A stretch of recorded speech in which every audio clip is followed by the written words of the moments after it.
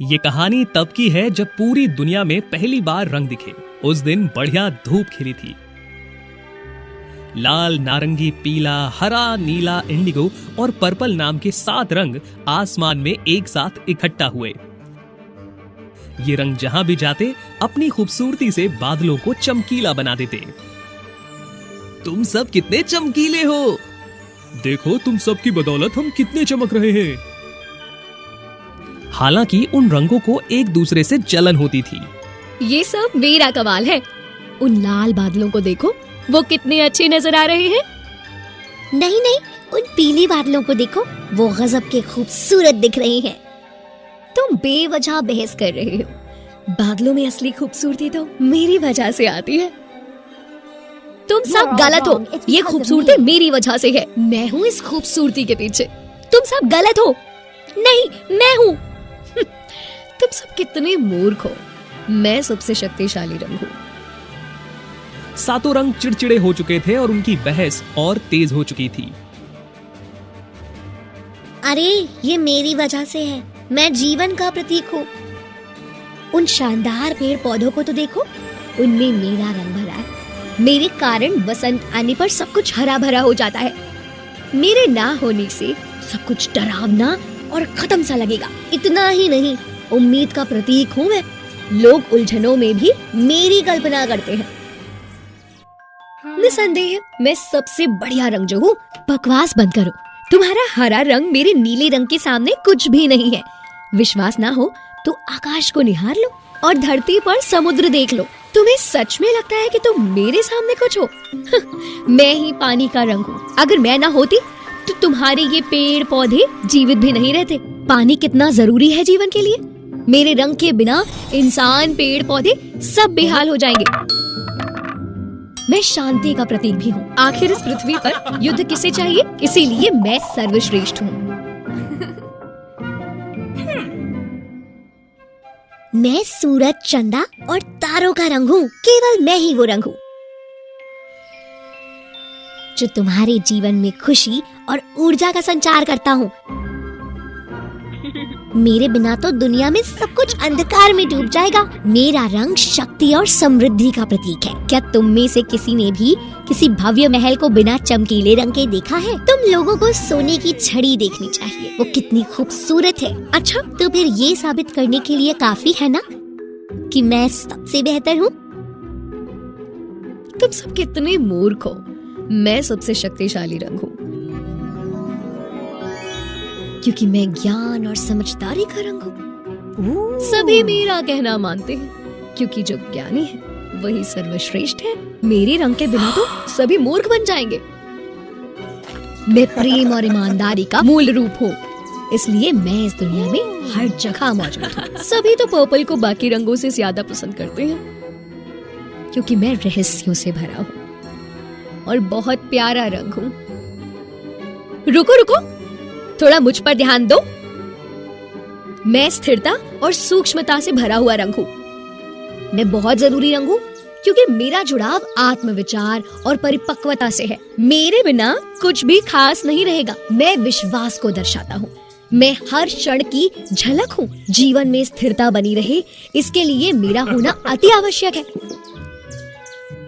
फिर तुम सबसे अलग हो, अनूठा हूँ। मैं हूँ इस खूबसूरती के पीछे। उन स्वादिष्ट और गुणों से भरपूर फलों की तरफ देखो। संतरा, पंपकिन, गाजर, पपीता, इन सब में मेरा रंग अधिकता है। सभी को अपनी ऊर्जा और स्वास्थ्य को संतुलित करने की जरूरत होती है। मैं युवा, जोश, विश्वास, नवीनीकरण का प्रतीक हूँ। शानदार दुनिया के लिए इस सब का बड़ा महत्व है। तुम सबसे मेरी तुलना हो ही नहीं सकती। मैं सर्वश्रेष्ठ जो हूँ। बहुत हुआ। मैं खून का रंग हूँ, जीवंत और जज्बे का रंग हूँ। किसी भी जीवित प्राणी के लिए मैं जरूरी हूँ। उस आग की तरफ देखो, वो दुनिया की सबसे जरूरी चीज है और वो मेरे रंग की है। मैं प्यार और जज्बात और उत्साह का रंग हूँ। दुनिया आखिर मेरे बिना होगी भी क्या? अगर आप सब अपनी जीवन क्षमता खो देंगे तो दुनिया काले और सफेद रंग में उलझ कर रह जाएगी। इसलिए मैं तुम सबसे ऊपर हूँ, मैं तुम सबसे जीतती हूँ। बहस का कोई अंत होता नहीं दिख रहा था। हर किसी के अपने कारण थे। सातों रंग चिड़चिड़े हो चुके थे और उनकी बहस और तेज हो चुकी थी। अपनी अपनी बढ़ाई कर लेने के बाद सभी रंग एक दूसरे से अलग हो गए और सभी ने अपने आसपास बादलों का घेरा बना लिया। सूरज ऊपर से ये सब देख रहा था। उसने सोचा, इन बेवकूफ रंगों को मैं कैसे समझाऊं जिससे खुद को सबसे बड़ा बताने की इनकी सोच बदले।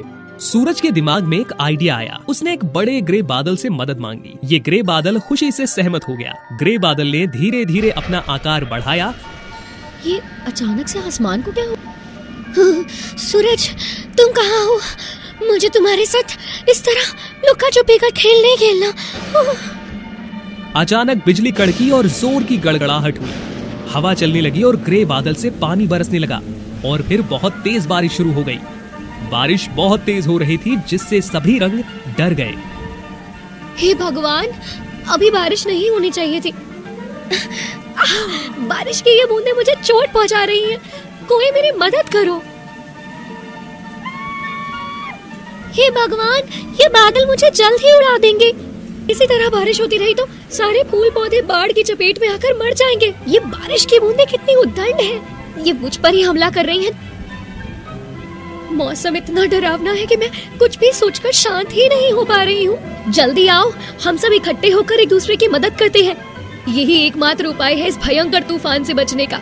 पर्पल रंग ने सलाह दी कि सभी सातों रंगों को एक लाइन में खड़े होकर एक दूसरे का हाथ मजबूती से पकड़ना चाहिए ताकि वो तेज हवाएं उन सातों दोस्तों को अलग न कर पाएं। सातों रंगों ने बारिश के रुकने तक एक दूसरे को ढकते हुए उनका हाथ पकड़ लिया और फिर इतने चमत्कारिक ढंग से आसमान में एक खूबसूरत इंद्रधनुष दिखाई दिया। उस इंद्रधनुष की पट्टी से सूरज धीरे धीरे उगा और पूरी दुनिया में चमकता रहा। वे सातों रंग इतने हैरान थे क्योंकि उन्होंने पहली बार खुद को इतने शानदार रूप में देखा था। कोई बताएगा क्या हुआ है? ये हम सब हैं, हम सब इकट्ठे ऐसे नजर आते हैं। कितना सुंदर नजारा है। हम सब एक साथ सूरज की तरह चमक रहे हैं। मेरे रंग के बिना तो सभी मूर्ख बन जाएंगे। ये तुम सबकी खूबसूरती है, तुम्हारी शक्ति है। एक दूसरे से जलते हुए तुम इस बात पर ध्यान नहीं दे पाए।